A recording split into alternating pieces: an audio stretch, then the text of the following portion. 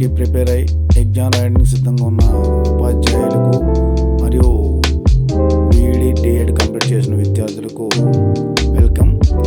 మీరు టెట్లో క్వాలిఫై అవ్వడానికి చాలా కీలకమైనటువంటి పాత్ర పోషిస్తున్న సైకాలజీలో ముఖ్యమైనటువంటి చాప్టర్ ఏంటంటే పెరుగుదల మరియు వికాసం.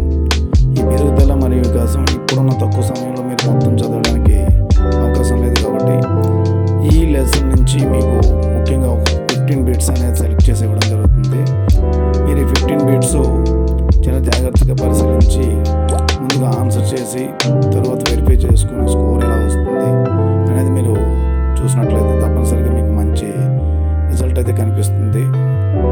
ఈ చదువుకుని వెళ్ళడం వల్ల ఒక 2-3 బిట్స్ అనేవి మీరు మీ తాలూకా ఎగ్జామ్లో చేయగలుగుతారు.